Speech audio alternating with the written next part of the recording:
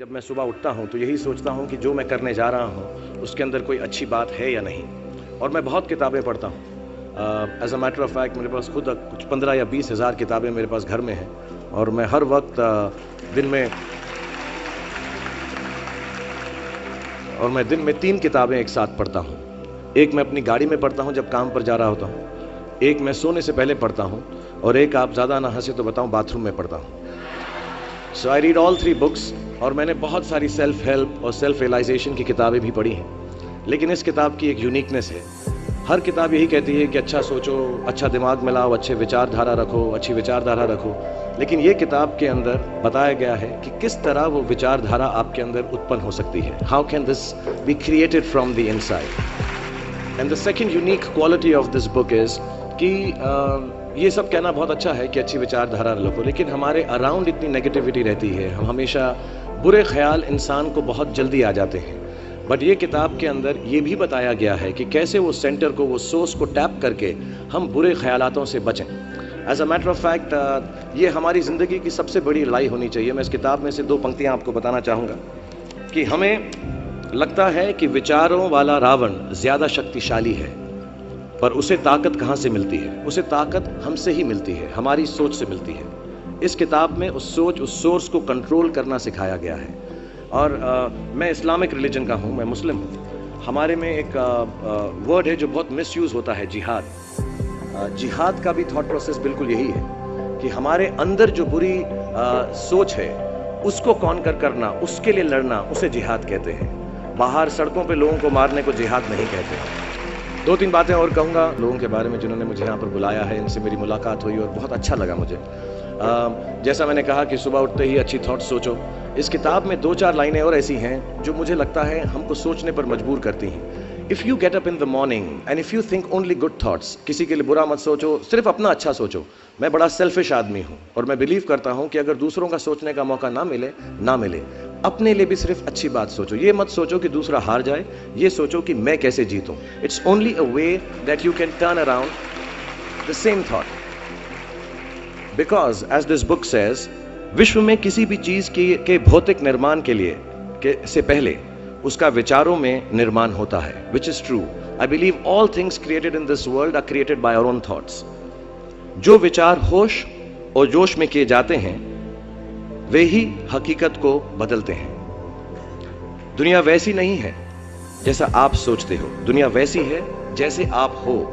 सो जो भी आपको कभी कभार दिल में आता है कि ये इंसान में से अच्छाई नहीं कर रहा है, ये घटिया है, ये बुरा है, ये जो सिचुएशन है अच्छी नहीं है, as a matter of fact अगर आप अपना नजरिया बदल के रात को सोने से पहले उसी आदमी के बारे में उसके पॉइंट ऑफ व्यू से देखें, उसी सिचुएशन को एकदम नेगेटिविटी के बिना देखें, तो आपको मालूम पड़ेगा कि सिचुएशन इतनी बुरी नहीं है। आपके अराउंड जो लोग हैं, दोस्त हैं या दुश्मन जिन्हें आप समझते हैं, वो एक्चुअली दुश्मन नहीं हैं। So it is the way you think of the world, that is how the world will look to you, is the most important aspect of this book. मुझे अपनी भी मुझसे पूछा इन्होंने सवाल, मैंने पूरा जवाब नहीं दिया कि मैं जब छोटा था तो कैसा सोचता था। मैं सोचता था कि इतना बड़ा स्टार बन जाऊंगा। आई रिमेंबर मैंने टीवी में एक सीरियल किया था, आप लोग शायद बहुत सारे यहाँ पे छोटे इन्होंने देखा नहीं होगा, एक फौजी सीरियल किया था मैंने। एंड पहली बार जब मैं सड़क में जा रहा था तो मैंने देखा 2 औरतें 3 व्हीलर में हैं और सडनली उन्होंने मुझको देखा। मेरा नाम उस सीरियल में अभिमन्यु राय था, फौजी में। और सडनली उन्होंने मुझे देखा और मैंने नोट किया कि उनके मुंह पे इतनी बड़ी मुस्कान आ गई है मुझे देखते ही कि हाय शाहरुख शाहरुख, ऐसा करके वो चिल्लाने लगे। And to me the greatest moment in my life and the greatest desire in my life became कि मैं लोगों को मुस्कुराने की रीज़न दे सकूं, उनको मुस्कुराने का रीज़न दे सकूं। तो जब मैं मुंबई आया, जैसे जवान लोगों के थॉट्स होते हैं कि मैं बहुत पैसे कमाऊंगा, बहुत नाम कमाऊंगा, बड़ा घर करूंगा, मेरे दिमाग में 2 मेन चीज़ें इन सब मटेरियल चीज़ों के पीछे थी। आज मेरे पास अल्लाह के फजल करम से सब है, लेकिन इन चीज़ों के पीछे, ये गाड़ी मांगने के पीछे, घर मांगने के पीछे, और मुझे लगता नहीं ये बुरा है। I think all of you should imagine all the good material things that you want, but behind them there were 2 good thoughts. 1, मेरे माँ बाप की डेथ हो चुकी थी एंड मेरे दिल में एक ही अरमान था कि अगर मुझे कोई बड़ा फिल्म फेयर का जैसा अवार्ड मिले तो वो मैं अपनी माँ की याद में अर्पित कर सकूं।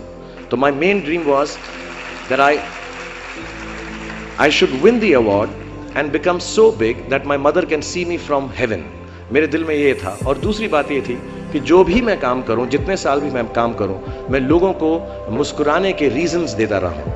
So my thoughts were always very positive. My reasons were very, very clear कि I will do this to bring smiles to people's faces. And that's the God's honest truth. Today sometimes I don't need any of it, but I keep working day and night, 20 hours a day. मेरे बेटे का जन्मदिन था परसों और उसने कहा आप मेरे साथ नहीं हो। नहीं, मैंने कहा मैं काम पे जाऊंगा, बिकॉज लोगों की मुस्कुराहट मेरे लिए सबसे ज़्यादा अहम है। So if you have a good reason,